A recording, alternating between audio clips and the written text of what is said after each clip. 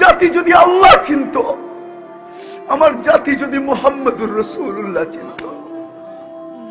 চলেন, যদি আপনাদের বুঝে আসে যে নবী কবর থেকে উঠবে কাঁদতে কাঁদতে, রিওয়ায়াত আছে তাসদিক উলামা করবে, জিবরিল পর মারবে মাকামে মাহমুদে নিয়ে যাওয়ার জন্য, আর বলবে কুমিয়া হাবিবার রহমান, আল্লাহর বন্ধু উঠেন। আল্লাহর রাসূল উঠবে, ওয়া হুয়া ইয়াবকি ওয়া ইয়াকুল, কাঁদতে কাঁদতে উঠবে আর বলতে বলতে উঠবে, জিবরিল আইনা উম্মতি, আইনা উম্মতি, আমার উম্মত কোথায় বল। আওয়াসালা শাফিরি জাহান্নাম, আমার উম্মত কি জাহান্নামের কিনারে চলে গেছে। তারপরে উঠাইতে আসছো, জিবরিল কসম খাবে বিইজ্জতিল্লাহি ওয়া জালালি মা শাক্কাল আরদা আহাদুন ইল্লা আনতা, আপনি ব্যতীত জমিনের উপরে কেউ উঠে নাই। আপনার উম্মত কোত্থেকে উঠলো আর কোত্থেকে পুলসিরাতের কিনারে গেল, মাকামে মাহমুদে যাবে। ও আমি সাপারার মানুষ, মুহাম্মদুর রাসূলুল্লাহ চেয়ারে বসবে না, আল্লাহ বসাইতে পারবে না।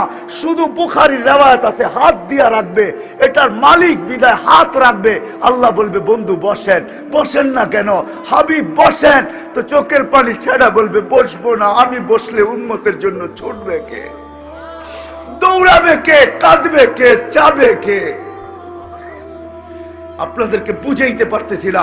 অদ্দোহা যেদিন নাজিল হয়, এই আয়াত যখন জিবরিল পড়ে, সাউফা ইউতিকা রাব্বুকা ফাতারদা, আল্লাহ আপনাকে রাজি করেই ছাড়বে। তো জিবরিলকে থামায় বলতেছে, জিবরিল থামো, তোমাকে সাক্ষী রেখে আল্লাহর কাছে কিছু চাইতে চাইতেছি। বলছে কি চাবেন আল্লাহর কাছে? বলে থামো তুমি।